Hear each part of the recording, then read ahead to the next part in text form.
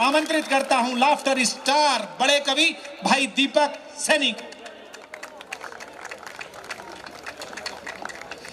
मेरे स्वागत में जितनी जोरदार तालियां आप लोगों ने बजाई है, मैं सारे फोटोग्राफर से कहना चाहूँगा, आप प्लीज़ पब्लिक को छोड़ के इधर उधर हो जाओ, क्योंकि आप इधर देख रहे हो, उधर सामने आ जाते हैं ना। और वैसे भी जब मंच पे इतना सुंदर चेहरा खड़ा है तो जनता आपका पिछवाड़ा क्यों देखे, प्लीज़।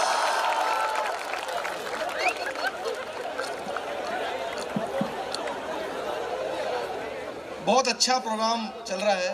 मंच पर इतने बड़े बड़े सीनियर कवि मौजूद हैं जो कि आधे दशक से भी ज़्यादा से कविता कर रहे हैं।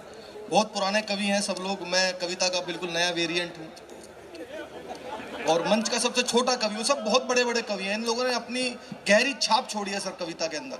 मैं बहुत छोटा सा कवि हूँ, मेरा कविताओं में केवल इतना योगदान है जितना हमारी क्रिकेट टीम में अनुष्का शर्मा का।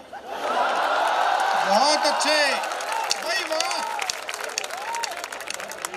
बहुत ज़्यादा टेंशन चल रही है सर। मैं आपको जन्मदिन की कमल जी बहुत बहुत शुभकामनाएं देता हूं, हार्दिक शुभकामनाएं देता हूं। आजकल क्या बहुत टेंशन चल रही है, कोरोना का माहौल है, आतंकवाद की टेंशन है, रशिया का युद्ध की टेंशन है, बहुत टेंशन। मैं दिल्ली से आया हूं और मैं दिल्ली के बाहर, देश के बाहर जहां भी जाता हूं, मैं सबको बताता हूं कितनी भी टेंशन हो जाए सर, हमारा दिल्ली वालों को कुछ नहीं बिगाड़ सकती। हमारा क्या बिगाड़ेगी, हमने तो टेंशन को मुख्यमंत्री बना रखा। अच्छा सर, मेरा किसी पार्टी से कोई लेना देना नहीं, क्योंकि किसी पार्टी का मुझसे ही नहीं है। हमारे केजरीवाल जी का 5 साल से एक ही काम है, सुबह सुबह उठो, नहा धोके शीशे के सामने जाके डेली एक ही डायलॉग, एक बार दिल्ली पुलिस मुझे दे दो, ठीक कर दूंगा इसको। एक बार दिल्ली पुलिस दे दो, इसको ठीक कर दूंगा, ठीक कर दूंगा, एक बार दिल्ली पुलिस दे दो। मैंने कहा जी दिल्ली पुलिस भी यही कह रही है।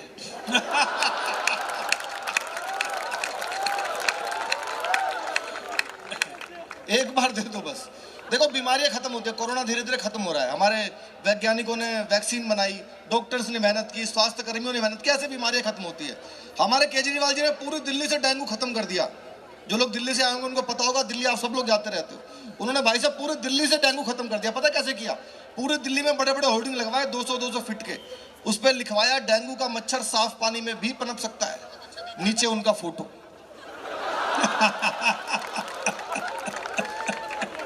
डेंगू वापस आने की हिम्मत नहीं कर रहा सर। बहुत अच्छे। और कोरोना चल रहा है, कोरोना में बहुत टेंशन हुई सर, पूरी दुनिया में टेंशन हुई। सबसे ज्यादा टेंशन मुझे हुई क्योंकि कोरोना में इंग्लिश बहुत आ गई। सैनिटाइजर, वैक्सीनेशन, आइसोलेशन, क्वारंटीन, बहुत टेंशन है। एक आदमी सर रोज मेरे घर आता है, बेचारा गरीब आदमी, उसको इंग्लिश आती नहीं है, कम पढ़ा लिखा आदमी, रोज मेरे घर पे बेल बजाता है, बोला भाई साहब सैनिटाइजर दे दो। मैंने कहा मैं कहाँ से लाऊं? अगले दिन फिर आया, बोला भाई साहब सैनिटाइजर दे दो। मैंने कहा मैं कहाँ से लाऊं? बोला आपके घर के बाहर लिखा हुआ है सैनी। मैंने कहा सैनी देख के सैनिटाइजर मांग लिया, अच्छा है मैं चड्डा नहीं हूं। और ये तो और भी अच्छा, राघव चड्डा नहीं हूं। आजकल क्या है सर, सबसे ज्यादा टेंशन अगर पूरी दुनिया में किसी ने दी हुई है तो वो पॉलिटिक्स ने दी हुई है। मेरा किसी पार्टी से कोई सर लेना देना नहीं है। पॉलिटिक्स चलती है, दिल्ली की अलग पॉलिटिक्स है, उत्तर प्रदेश की अलग है, आपके उत्तराखंड की तो अलग ही है सर, अलग ही खेल है यहाँ पे तो, क्योंकि भाजपा की सरकार है। अच्छा भाजपा में क्या ज्ञानी लोग बहुत है सर। किसी ने बताया यहाँ पे त्रिदेव बसते हैं, क्योंकि वो देवभूमि है ना, तो त्रिवेंद्र सिंह रावत जी को सीएम बना दिया। फिर किसी ने बताया यहाँ पे तीर्थ स्थान बहुत सारे हैं, तो तीर्थ सिंह रावत जी को बना दिया। उसके बाद किसी ने बताया सारे धाम यहीं पे हैं, तो धामी जी को बना दिया। भाई तालियां जरा एक बार होनी चाहिए, क्या खोज करके लाया भाई। और कोरोना में पर्यटन बंद हो गया, धन आना कम हो गया, तो धन सिंह जी को बना दिया। धन सिंह जी हमारे बीच में बैठे। ये क्या है, नेताओं ने टेंशन दे रखा, किसी पार्टी के कोई नेता हो, हमारा किसी पार्टी से कोई लेना देना नहीं है। मुझे तो याद है सर, एक बार 4 नेता किसी गांव में दौरा कर रहे थे, सबकी गाड़ी आपस में टकरा गई, सारे चल बसे, पता नहीं कौन सी पार्टी के थे। गांव का प्रधान निकल के आया, हिंदू का अंतिम संस्कार किया, मुस्लिम को दफन किया। सुबह पुलिस आई, गांव के प्रधान को बुलाया, बोला तूने सारे नेताओं को निपटा दिया, कोई जिंदा तो नहीं था? गांव का प्रधान बोला जी एक तो बोल भी रहा था मैं जिंदा हूं, हमने सोची झूठ बोल रहा हूं। एक से बढ़ के नेता है सर। मैं देश के कुछ बड़े बड़े राजनेताओं को आपके इस मंच पर प्रस्तुत करूंगा, आपको आनंद आएगा सर। आपको लगेगा देश के सब बड़े बड़े नेता आपके इस मंच पर आ गए, तो मुझे जितनी एनर्जी से आप सुनेंगे मैं डबल एनर्जी लगाऊंगा, क्योंकि कोरोना काल के बाद ये मुझे लगता है सबसे बड़ा प्रोग्राम पूरे भारत का डॉक्टर प्रवीण शुक्ल जी के संयोजन में हो रहा है। और हमारी भी प्रैक्टिस थोड़ी छूटी हुई है सर, 2 साल से घर में बड़े बड़े ऑनलाइन शोज चल रहे थे, online Facebook live, Instagram live, zoom live, ऊपर कोट और नीचे निक्कर पहन के 2 साल निकाल दिए हमने। अब प्रोग्राम होने शुरू हुए हैं, तो अब बहुत अच्छे, तो थोड़ी प्रैक्टिस हमारी भी छूटी हुई है। हम लोग, मैं पूरी एनर्जी लगाऊंगा, जितनी एनर्जी से आप सुनेंगे मैं डबल एनर्जी आपको लगा के दूंगा, क्योंकि प्रैक्टिस छूटी हुई है सर। माइक पे अभी प्रोग्राम होने शुरू हुए हैं, ऐसा भी हो सकता है मोदी जी की आवाज़ निकालूं देवगौड़ा की निकल जाए, लेकिन बहुत मजा आएगा। एक से बढ़ के एक नेता है सर। एक नेता है लालू प्रसाद यादव, आप सब जानते हो। लालू जी का अपना स्टाइल है भाषण देने का। देखना, एक बार लालू जी भाषण दे रहे थे, सामने ऐसे ही इंटेलिजेंट लोग बैठे थे जैसे ये बच्चे बैठे हैं। लालू जी ने 1 घंटे भाषण दिया, लड़का उठा एक लाइन में लालू जी को निपटा दिया। देश के सभी नेताओं को आपके मंच पर लेके आऊंगा, बड़ा आनंद आएगा। लालू जी ने जैसे ही भाषण देना शुरू किया, वाह, नरेंद्र मोदी नरेंद्र मोदी, भाइयों बहनों, अच्छा दिन, कब अच्छा दिन आएगा? नरेंद्र मोदी, कब अच्छा दिन आएगा? नीचे से एक लड़का उठ गया, बोला जी 9वीं फेल आपका लड़का विधायक बन गया, और कितना अच्छा दिन लोग। बहुत अच्छे, और कितना अच्छे लोग। एक नेता है सर नवजोत सिंह सिद्धू। मैं लाफ्टर 3 में सबसे यंग पार्टिसिपेंट था। हम लोगों को माइक ले जाकर रखना होता था, सिद्धू जी को हंसना होता था। और आपने सिद्धू जी का भाषण सुना है, 5-5 किलोमीटर लंबा भाषण होता है। एक बार सिद्धू जी बोलना शुरू कर दे, या तो भगवान रुकवा सकता है या इमरान रुकवा सकता है। बहुत अच्छे, बहुत अच्छे। उसने जैसे एक नया लड़का आया लाफ्टर में, उसने जैसे ले आके माइक रखा, गुरु मैं कहता हूं तुझमें वो बात है, तू ही है जो सागर को नदी, दशक को सदी बना देगा। माय डियर फ्रेंड, तुझमें वो कला है, नदियां, नाले, पर्वत, झरने, गागर, सागर। बंदा डर गया, बोला जी माफ करो, मैं तो माइक टेस्ट करने आया।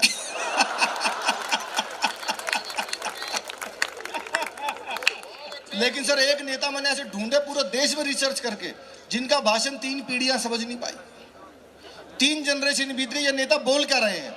मुलायम सिंह यादव। किसी को समझ में नहीं आया, मुझे समझ में नहीं आया, पिताजी को नहीं आया, दादाजी भी बिना समझे ही चले गए। किसी को, मतलब मुझे तो क्या, उनके बेटे को समझ में नहीं आ रहा। अखिलेश यादव से पूछा आपके पिताजी ने क्या कहा? उन्होंने जो भी कहा ठीक कहा, क्या कहा ये नहीं पता। पिछले दिनों भाषण दे रहे थे, भाई साहब यही समझ आ रहा था जयंत ने मरवा दिया, इसके अलावा कुछ भी नहीं पता। उन्होंने जैसे ही भाषण देना शुरू किया, उत्तर पड़ेगा हमारी हमारी चली हुई लिखी पेंडिंग ड्राइव पे लीकेज थी, हमारी चली हुई लिखी जयंत ने मरवा। भाई सब कुछ समझ नहीं आया, थोड़ी टीवी की आवाज दे दी, फिर शुरू हुए। चली हुई लिखी पेंडिंग ड्राइव पे लीकेज थी, हमारी चली जयंत ने मरवा। कुछ नहीं समझा, पिताजी को लिया, बोला कि पता नहीं क्या बोला, फिर शुरू हुए। उत्तर प्रदेश चली हुई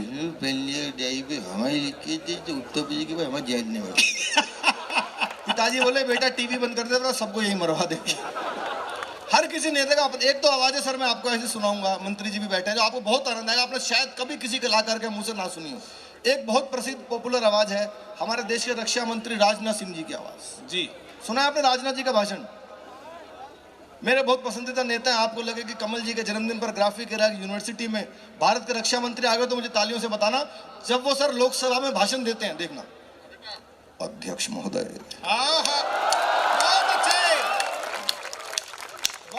जहां तक प्रश्न पाकिस्तान का है तो हमारी सरकार ने पाकिस्तान को यह स्पष्ट संदेश दे दिया है कि पाकिस्तान से अब कश्मीर पर कोई बात नहीं होगी, बात यदि होगी तो पीओके पर होगी, कश्मीर पर। अंदाज है सर, लेकिन एक आवाज है जो पूरी दुनिया में गूंज रही है, हमारे प्रधानमंत्री मोदी जी की आवाज। उनका भाषण सर सब लोग सुनते हैं, जो पसंद करता है वो भी सुनता है, जो नहीं करता वो 2 बार सुनता है। मोदी जी बहुत पॉपुलर नेता, उनका भाषण सब लोग सुनते हैं। मैं मोदी जी की मिमिक्री सुनाऊं उससे पहले मैं 4 पंक्तियां आपकी अदालत में रखता हूं, आपको बहुत आनंद आएगा। और मुझे यकीन है कि प्रोग्राम शुरू होने से अब तक जितनी तालियां नहीं बजी है, 4थी पंक्ति में उतनी तालियां एक साथ बजेंगी। एक मूवी आई है सर अभी, कश्मीर फाइल्स, दी कश्मीर, आप सबने देखी होगी। लोग बहुत उसको देखकर भाव विभोर हुए, इमोशनल हुए। अच्छा, जो अभी यंग जनरेशन है इंस्टाग्राम वाली, उसको कश्मीर फाइल्स देखकर पता लगा कि कश्मीर में क्या क्या हुआ था, थोड़ा सा पता लगा। हमें तो पंवार जी की कविता जो 90s से पंवार जी सुना रहे, हमने बचपन में वो सुनी है। पंवार जी तो ऐसी फिल्म थे जो हर चौराहे पे खुद जाके पंवार जी ने कश्मीर की कविता सुनाई है। मुझे लगता है वो फिल्म से कहीं गुना बड़ी पंवार जी की कविता है। तो मैं 4 पंक्ति आपको सौंपता हूँ, डॉक्टर हरिओम पंवार जी के चरणों में समर्पित करता हूँ।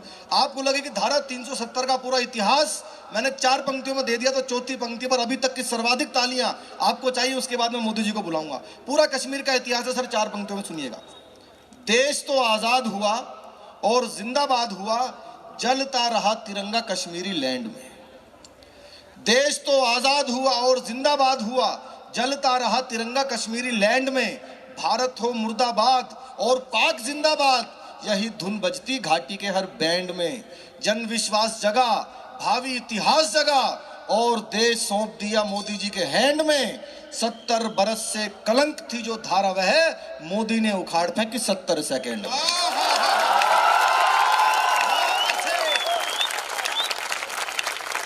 70 सेकेंड में। तो मोदी जी अगर आते कमल जी के जन्मदिन पर ग्राफिक एरा यूनिवर्सिटी में, मैं कोशिश कर रहा हूं, वो शायद ऐसे ही बोलते। सर सुनिएगा, मोदी जी अगर आते थे। भाइयों बहनों, मेरे देश में और देवभूमि उत्तराखंड में, वाह, ग्राफिक एरा में शानदार कवि सम्मेलन चल रहा है। तो मैं मेरी और 135 करोड़ भारतीयों की तरफ से कमल जी को बहुत बहुत शुभकामनाएं। शानदार कार्यक्रम चल रहा है। दीपक सैनी प्रस्तुति दे रहे हैं। दीपक सैनी को बुलाना चाहिए कि नहीं बुलाना चाहिए? बुलाना चाहिए कि नहीं बुलाना चाहिए? बुलाना चाहिए कि नहीं बुलाना चाहिए? दीपक सैनी को बुलाना चाहिए, हर प्रोग्राम में बुलाना चाहिए, और इतना मोटा लिफाफा भी। सर 10 की गड्डी है, ज्यादा मोटा। मोदी जी का अपना अंदाज है। एक घटना घटी थी उत्तर प्रदेश, उत्तराखंड, पंजाब, यूपी, सब जगह, राजस्थान में सारी महिलाओं को चोटी काट के ले गया कोई। पता है सर आपको? घटना हुई थी, पता है ना आपको? चोटी कटवा गैंग आया था, आज तक नहीं पता वो किसने काटी। कई तो रिपोर्टर्स ही कट गई जो वहां रिपोर्टिंग करने गई। महिलाओं का मैटर था मैम, बड़ा बहुत मतलब बड़ा इमोशनल टॉपिक था। और यहाँ तो मैं देख रहा हूँ इतने सारी हमारी माताएं बहनें, मातृशक्ति मौजूद है, बहुत खुल के हंस रही है। मैं आप सबको प्रणाम करता हूँ। वरना बहन जी, हमारे दिल्ली में लेडीज कभी खुल के नहीं हंसती। दिल्ली में कभी नहीं हंसती। दिल्ली में लेडीज को मेकअप करने वाले भी समझा के भेजते हैं, ज्यादा हंसोगे तो चेहरे के पीओपी की हमारी कोई गारंटी। दिल्ली में कवि सम्मेलन करवा दो, सामने 20-50 दिल्ली की महिलाएं बिठा दो, कवि की लाश जाएगी पर हंसेंगी नहीं। बहुत बुरा हाल है। अच्छा, मैं तो ट्रेन में अक्सर अपनी उम्र कोई ठीक नहीं बताती, किसी से पूछ लो आप, कोई अपनी उम्र कभी ठीक नहीं बताती। कईयों को तो मरने के बाद संदूक में जब पुराना सर्टिफिकेट मिलता तब पता लगता 10 साल बड़ी थी, बताती नहीं। मैं तो ट्रेन में आ रहा था एक बार, बीच वाली बर्थ पे, ऊपर वाली बर्थ पे 30 से 35 साल की महिला, नीचे वाली पे 70-80 के बीच में मैं। ऊपर वाले ने नीचे वाले से पूछा, बोलो बहन तुम्हारी उम्र कितनी होगी? 70-80 वाली बोली होगी 30-35। इतना बड़ा घोटाला चिदम्बरम ने भी नहीं किया था। अब 70-80 वाले ने 30-35 वाले से पूछा, बोलो बहन तुम्हारी कितनी होगी? बोली होगी 18-20। मैं बर्थ से नीचे गिर गया। बोली क्या कर रहे हो? मैंने कहा पैदा होने की कोशिश। अच्छा सर, मेरे तो भी हुई नहीं है, हुई क्या हो ही नहीं रही है, और जिनकी हो गई उन्होंने भी कोई ऐसा बड़ा कोई तीर नहीं मार दिया। तो मुझे पता है सर शादी के बाद क्या होता है। शादियां होती, पत्नी अपने पति को बुलाते हैं, इधर आ भाई।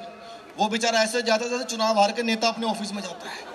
ये दोस्त तेरा बहुत खराब है, इससे बात करना बंद कर। उससे बात करना बंद कर देता है। कल से बुलाते हैं, ये खाना बंद कर, वो पीना बंद कर, IPL पे सट्टा लगाना बंद कर। जब वो सब कुछ छोड़ के बिल्कुल सुधर जाता है ना, अचानक रोमांटिक होकर बोलती हैं अब आप पहले जैसे नहीं रहे। वो बेचारा पहले जैसा कहां से रहेगा? सॉफ्टवेयर तो पहले ही फॉर्मेट हो गया उसका।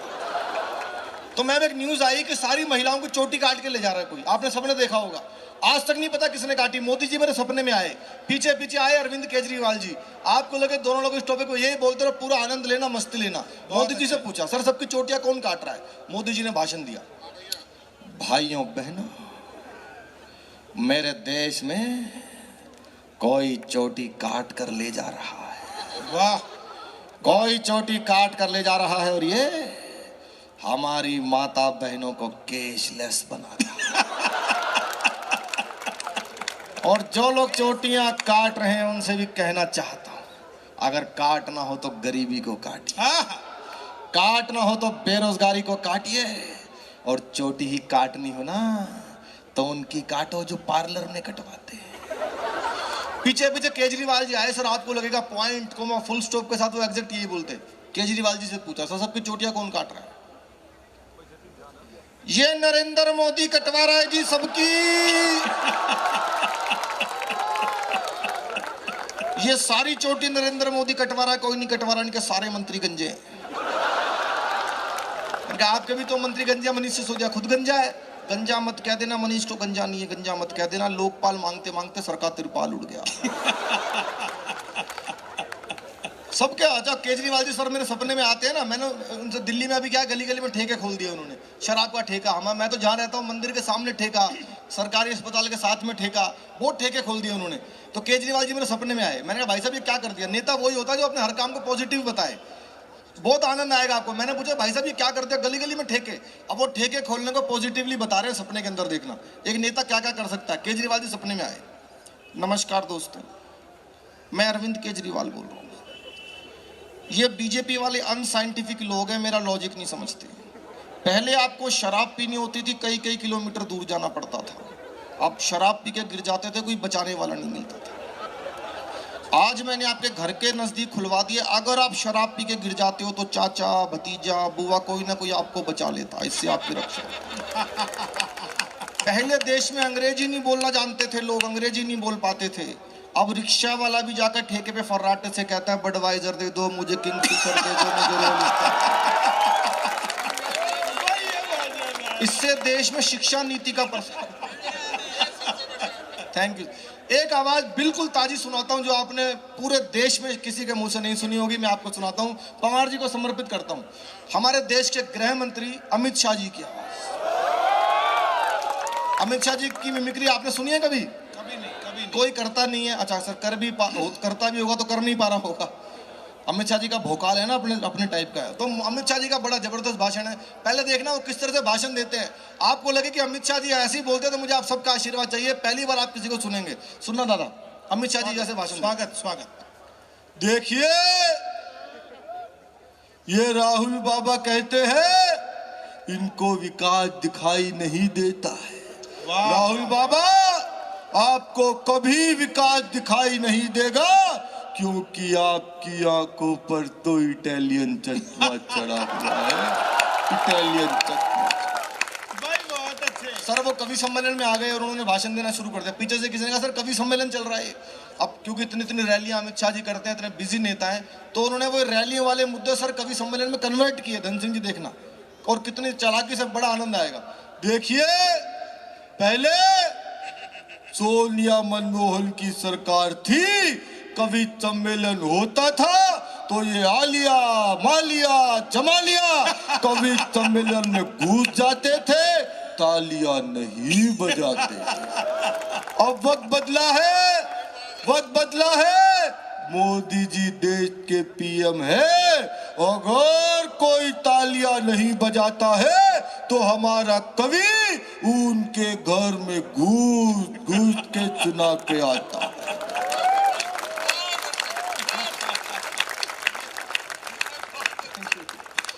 आइए, समय की भी अपनी सीमाएं हैं, बहुत बड़े बड़े कवियों को हमने सुनना है। मैं एक छोटी सी कविता सुना करके अपना स्थान लेता हूँ।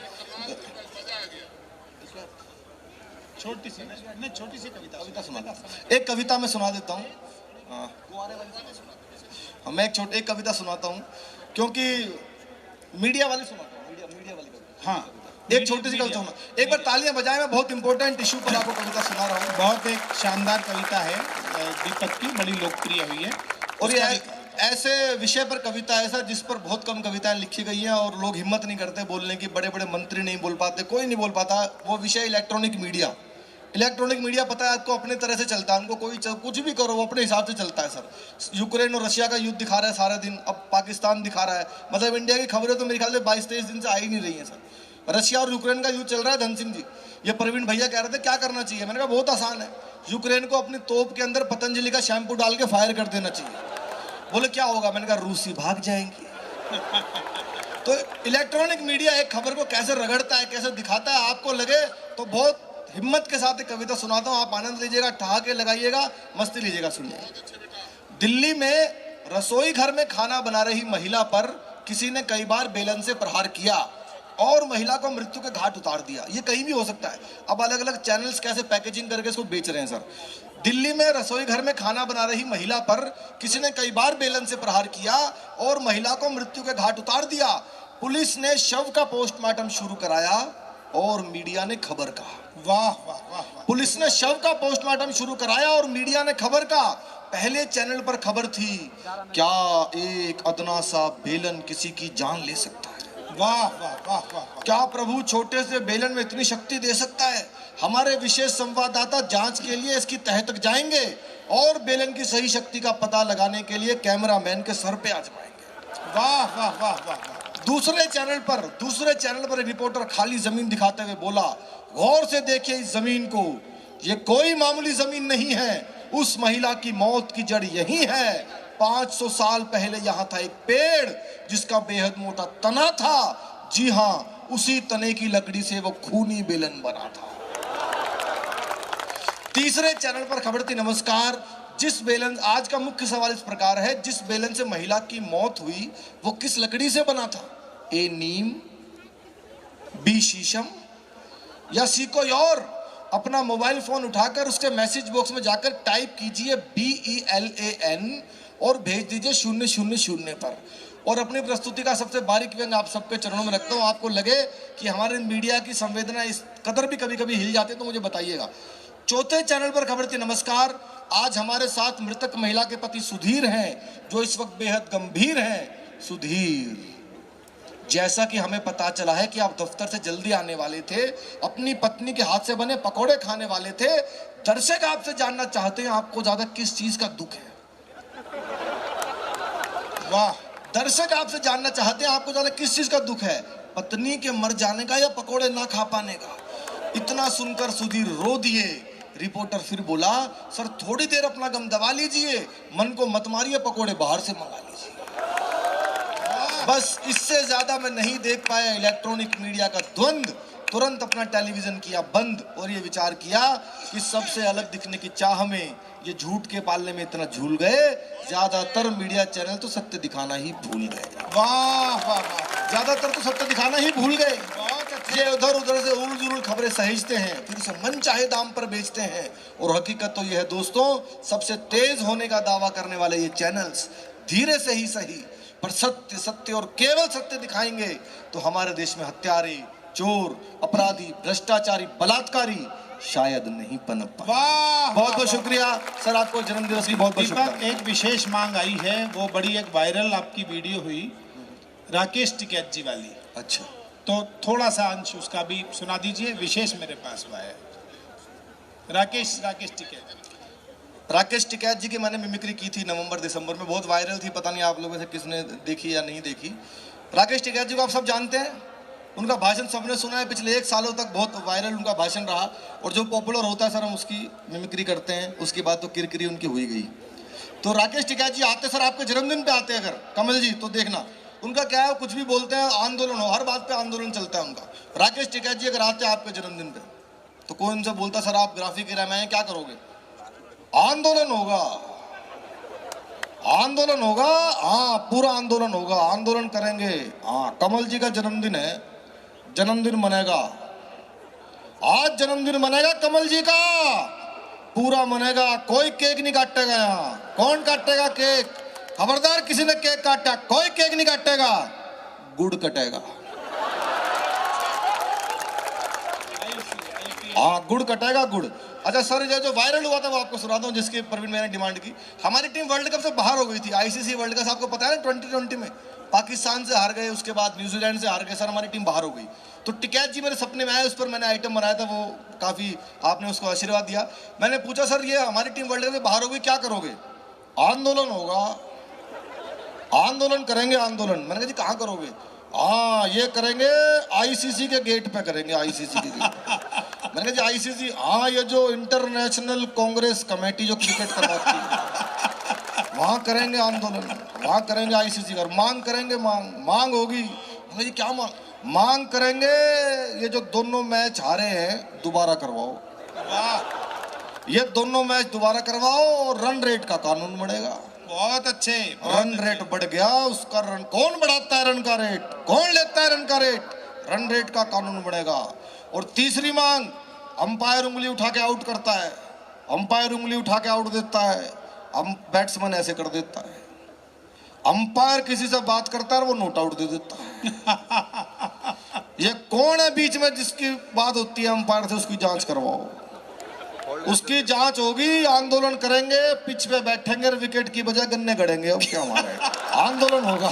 शुक्रिया, बहुत बहुत शुक्रिया।